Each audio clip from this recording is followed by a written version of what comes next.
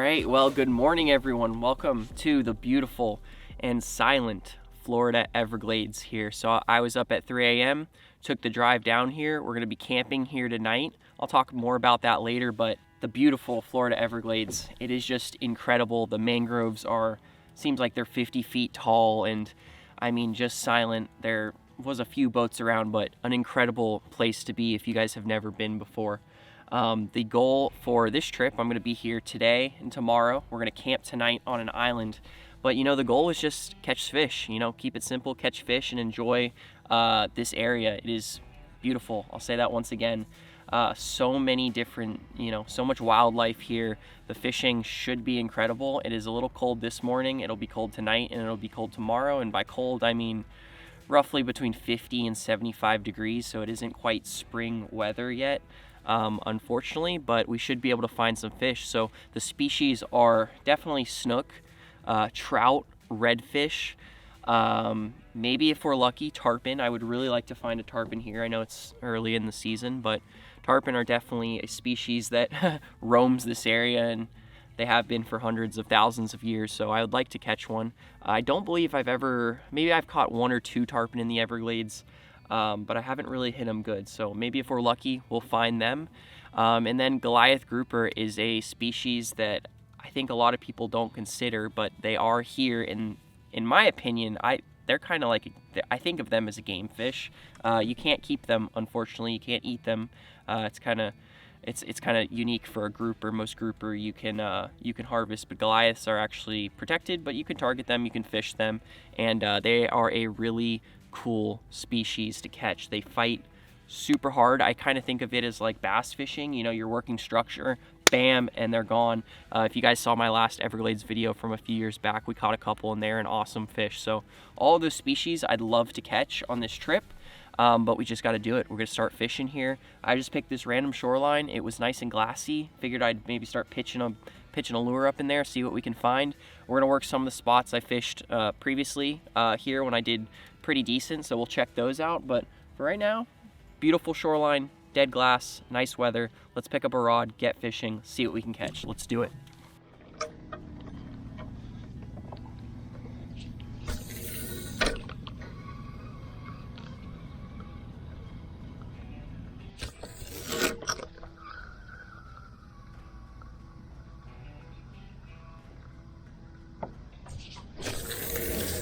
On this shoreline, I just found the current's ripping pretty good, so definitely have a chance at a gag or a Goliath here.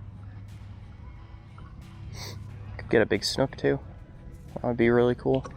Right now I'm just throwing a 5-inch NLBN, pitching it around on my heavy rod, just trying to be ready. Haven't seen any snook yet, so if I see some snook, I got some of my other rods in the boat with some other lures. Might be a better option for them depending on the size of the fish, but right now I'm just pitching around. I'm ready for a thump. I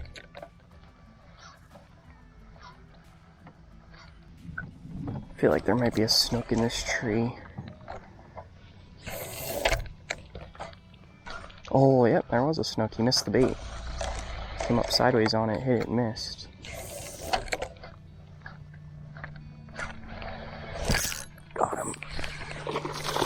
There we go.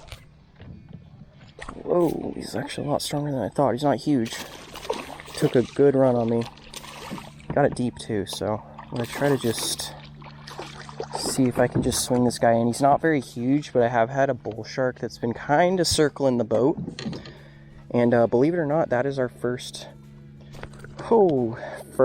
decent fish in the Everglades. I've had a couple, well, not in the Everglades, but today of the trip. Little snook there. I've had a couple little ladyfish, a couple little jacks, but so far pretty much nothing besides that snook. Got him on a little gulp shrimp there. I'm hopefully just warming up here. I have seen close to nothing today. So that being said, I'm just gonna shut my mouth, keep fishing, and hope that we start to put a pattern together of where these fish are hanging out at. But I gotta retie my leader first. He frayed me up decently. Alright, so one other thing I wanted to mention real quick is thus far in the day, it has been outgoing And wow, there's a huge tree right here. It has been outgoing, and pretty much the tide has been, for the most part, stale. There's been almost no current anywhere I've been. So the tide looks like, based on how it's moving past these trees here, is it looks like it's starting to pick up a little bit, which I hope will sort of bring the fish either towards the structure, towards the mangroves, and I can find them a little easier, or maybe just make them bite better. But the water's been real low as well, so there's not much water for the fish to be up in the trees anyway. But I think I found a decent looking shoreline here, so I hope I can pull a few more fish. Maybe a few more good snook here. Oh, yep. Wait, this isn't a snook. It is a red, I think? Yeah, there we go.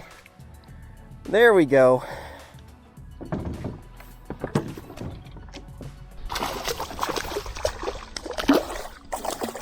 Alright, this guy too, I'm going to swing him in here.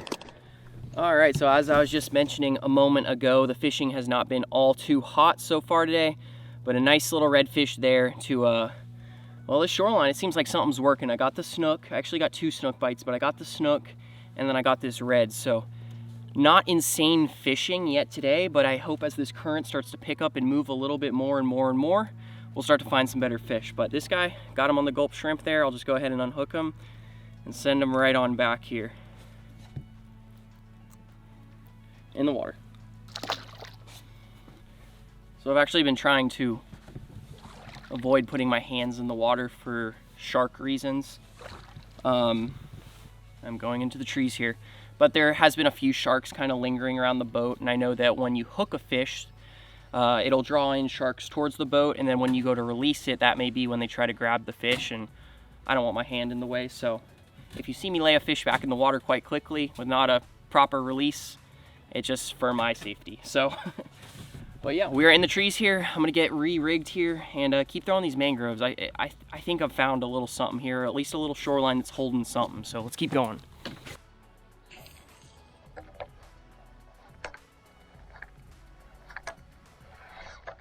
All right, back to throwing here. Now, one thing I've learned about the Everglades, and same with Louisiana, where you have these giant, just, you know, beautiful remote areas, it all looks really, really good.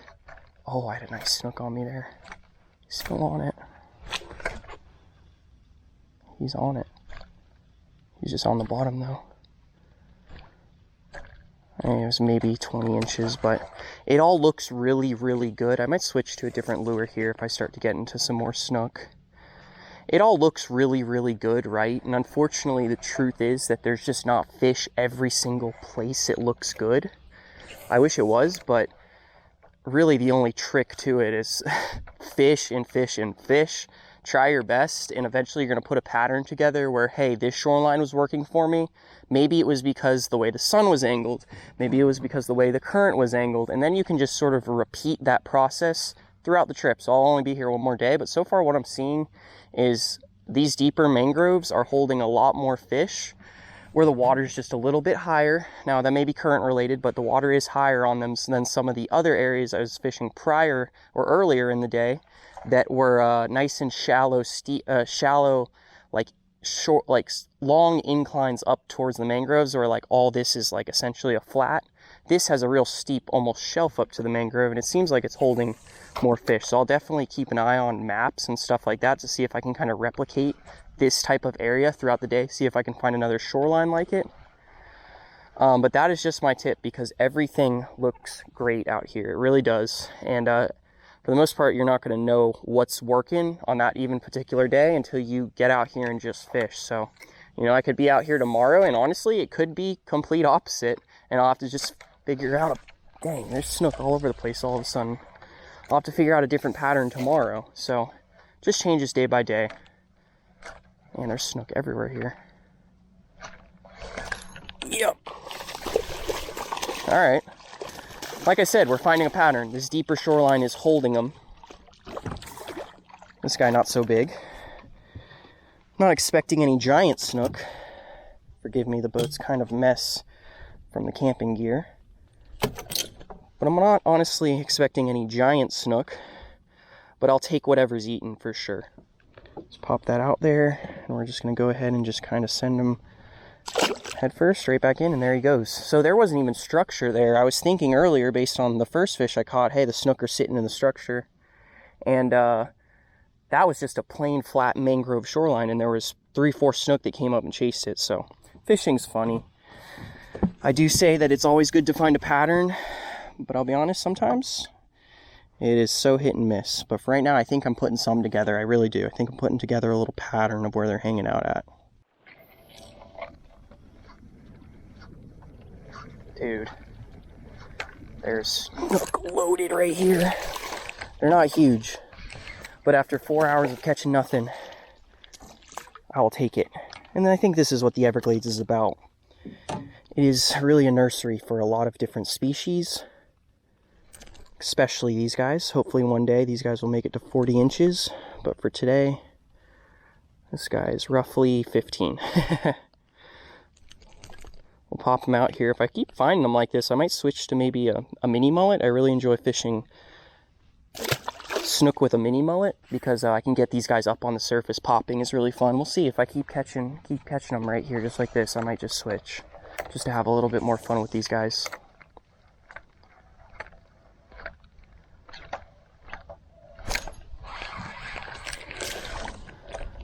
What the heck is that?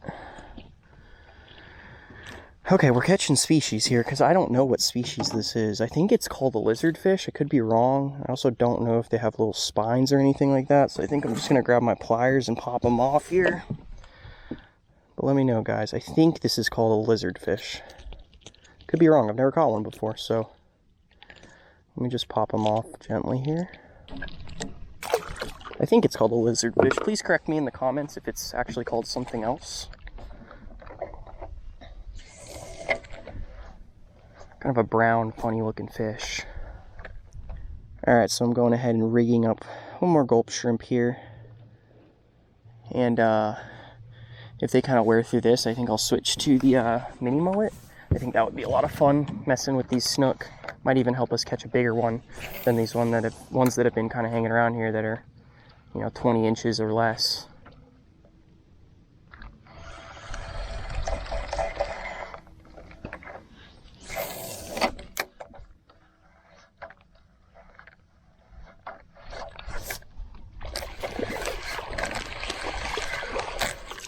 Yeah, snook are biting good. These little guys, they're just all hung up around these mangroves. And the water coming up should help, hopefully, get some bigger fish up in those trees as well. See if I can get this guy.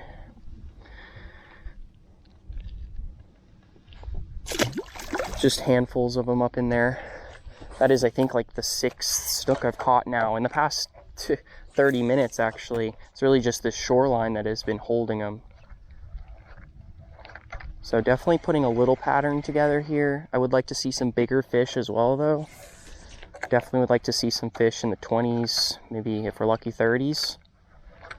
But the redfish was cool as well. I don't want to forget the redfish. That is actually, I fished 6-7 days, maybe more than that in the Everglades at this point. That was the first time I've ever caught a redfish from the Gheenoe in the Everglades.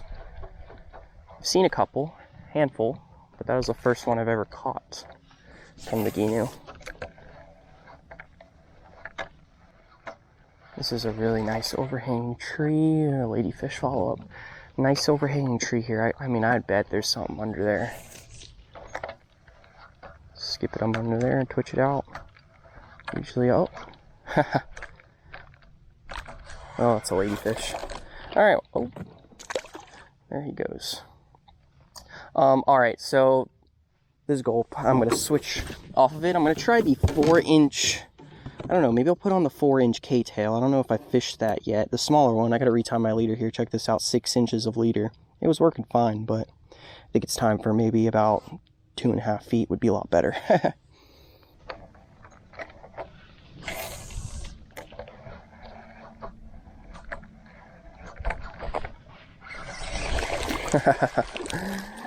Oh, there we go. Switch to the K-tail, and we found a snook that was about 12 inches. So I'm going to guess that these guys are just loaded up in here.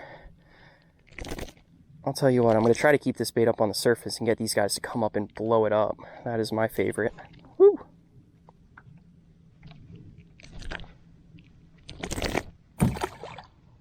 That works.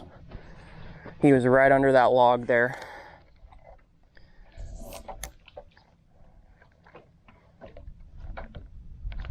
I'd kill for like a 30-incher to come up and smoke it, really.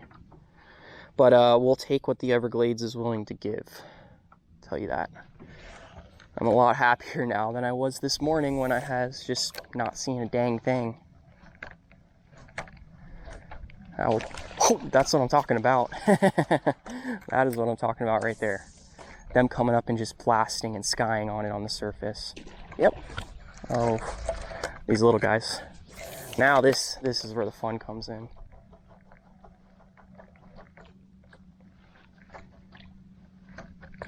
That was two. I think that was two different fish. Not huge ones, but when they're skying on it, man, ain't nothing better. That's pretty much how I'm working it right there. Just skipping on the surface, keeping the tail wiggling, but right up on the surface. Really does mimic a, you know, a little finger mullet, you know, wiggling up on the surface and creating that, like the tail action, you know, when they're spooked.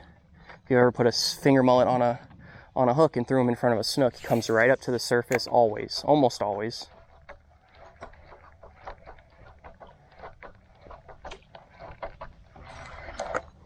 This looks really good.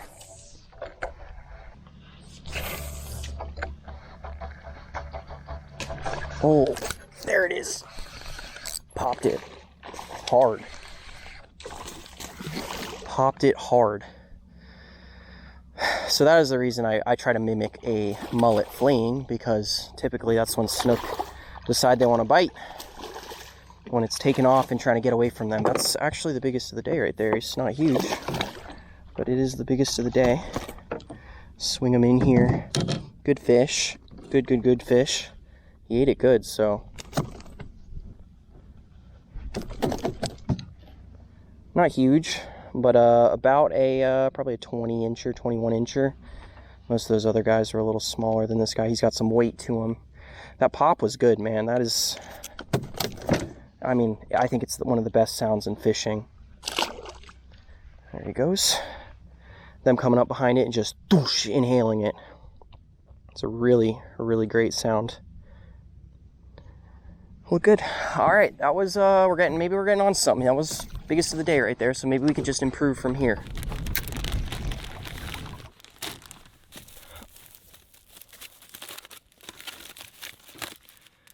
Alrighty guys, well, we got a sub for lunch here, and I wanted to share something with you guys real quick while I'm eating, or while I'm taking a break for a little bit.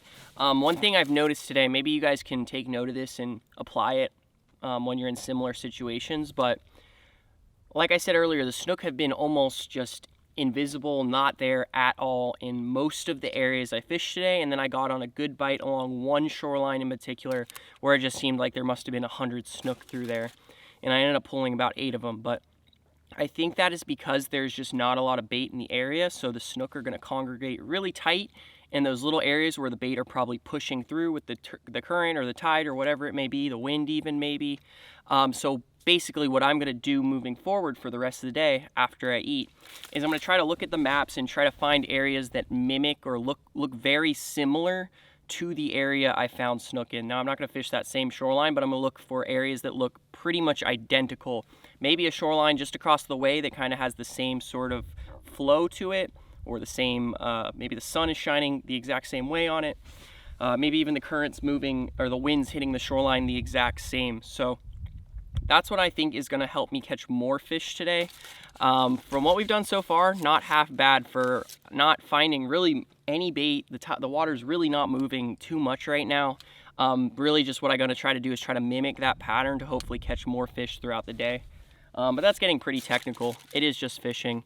But I figured I'd share that with you guys because maybe it'll help you guys out on the water. But I'm going to eat this right now and kind of re-energize and then get back out there and see if we can find that big Everglades snook, or shoot, even a redfish, who knows, tarpon. I'd love for something other than a snook, but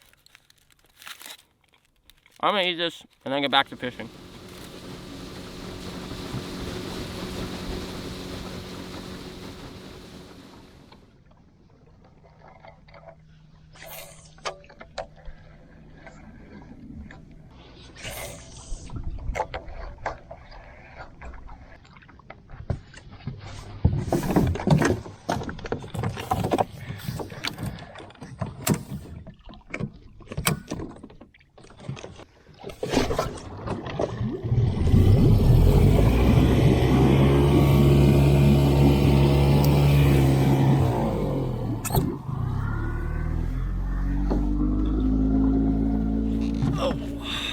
Alrighty guys, well unfortunately I would say the day didn't quite pan out like I wanted it to.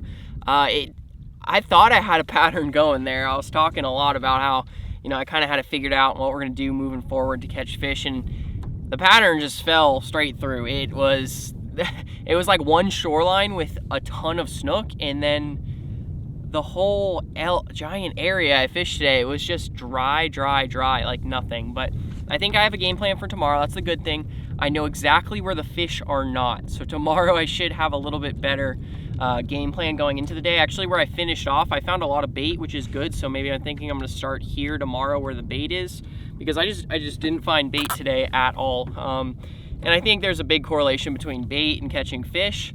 If there's no bait in an area, you know, there's no really reason for fish to be there. So that's that, but we are camping on an island tonight, so we have to go get set up now here before the sun gets too low. It's 4:30, so I got probably an hour and a half to go get set up on the island, and I just need some sleep, man. I'm a bit worn out. I threw my butt off, tried my absolute best today, and it's just fishing a new area, especially in the wintertime. It was more challenging than I thought. I kind of thought it was going to be easy, and it was a challenge today. So I'm excited for tomorrow and see what I can do tomorrow. But we got to go set up and get ready to sleep out here in the Everglades tonight. Let's do it.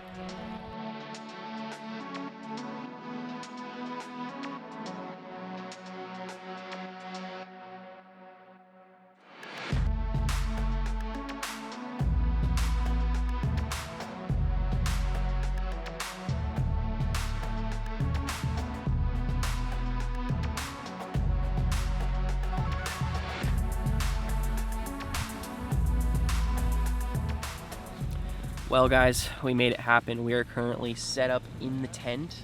Show you guys a little bit of it here. I've actually never tent camped before, but I've got all my gear charging. I am set up and ready to go. The sun is getting super low right now, so I'm gonna try to wrap up this video here, but I had a solid day today, and one thing I really wish is I could share some aerial views of the island around me, because it's truly beautiful. Just unfortunately I can't fly my drone in a national park. But trust me, the island is beautiful, and yeah, sun's getting low, so it's gonna get dark here soon. I think I'm gonna try to get some sleep because I've been up since 3 a.m. So the goal for tomorrow is definitely to knock out some more fish, hopefully some different species, but I'll definitely talk to you guys more about that in the next video. So I appreciate you guys for watching today's video. Let me know down in the comments what you guys thought. It was a tough day. It was challenging, but that's what fishing's all about. So yeah, that is that. I'm gonna try to get some sleep here, and I will see you guys in part 2. See you guys.